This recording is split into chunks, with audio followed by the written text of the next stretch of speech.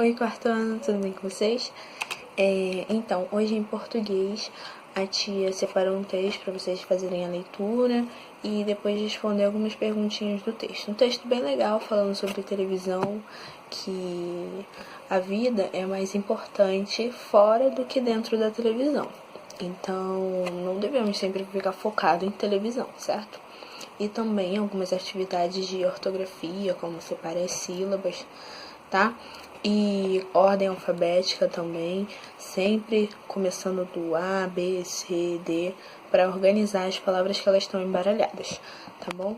E também escrever palavras com R, IRR, SSS, CH e X, tá bom? E formar frases com algumas palavrinhas também.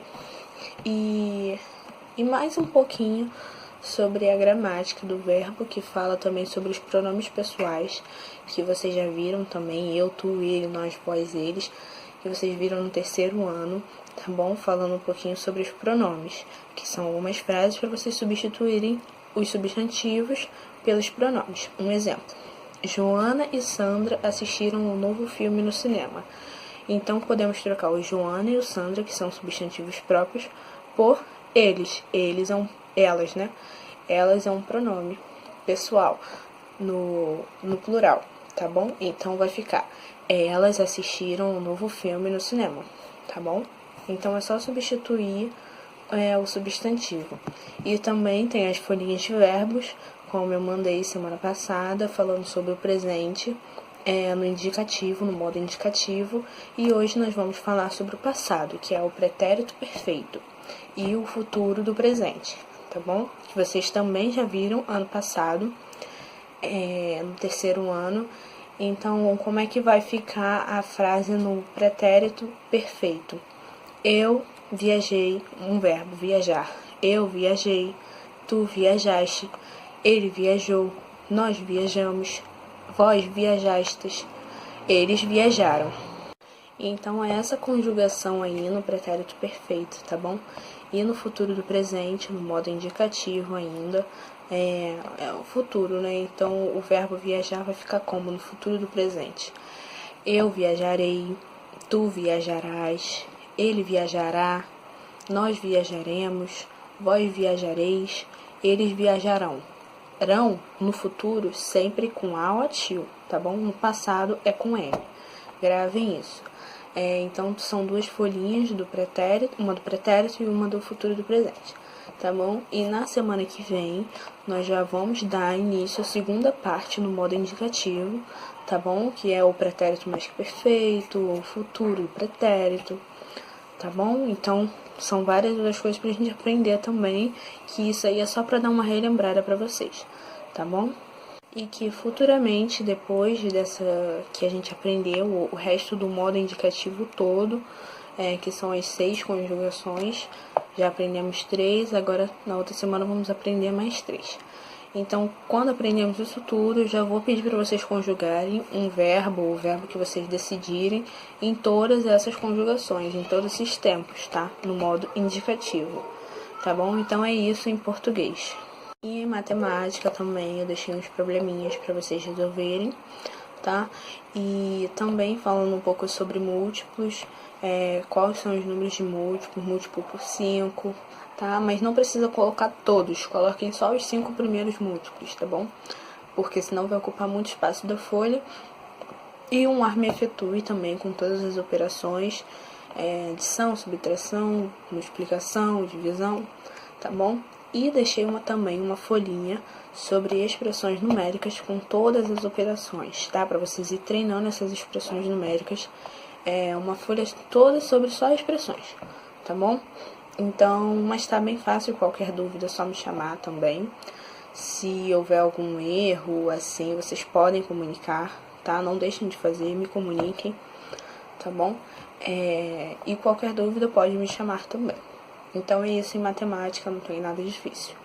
E em ciências nós vamos relembrar também sobre o que nós estudamos por último no segundo bimestre.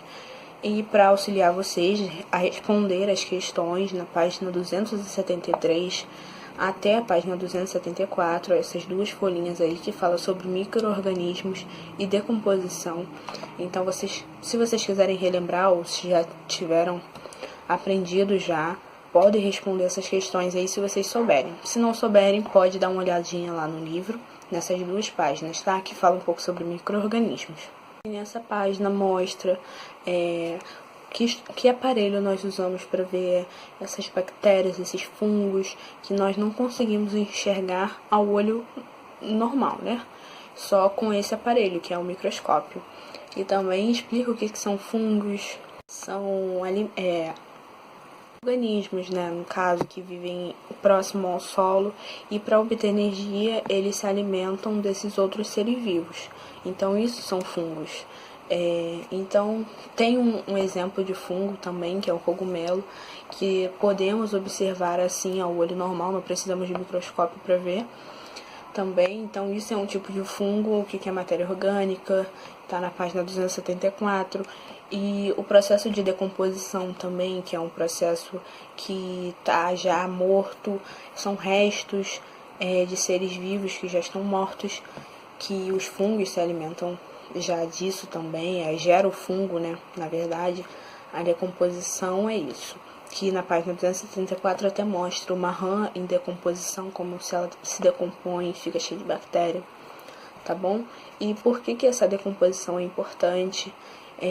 Como na página também explica, que é para não ficar restos por aí, os urubus comem restos de animais, carniça, para não ficar um cheiro ruim, porque senão não vai ter para onde ir essas carnes podres, tá bom? Esses fungos, essas bactérias.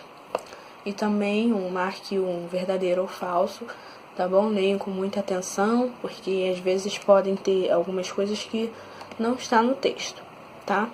E já em geografia, nós também vamos relembrar o que nós estudamos sobre vegetação, tá bom? Então, para auxiliar vocês nas respostas, caso vocês não lembrem, na página 341 até a página 344, vocês podem fazer a releitura desses textos, dessas explicações, para responder as perguntinhas da atividade.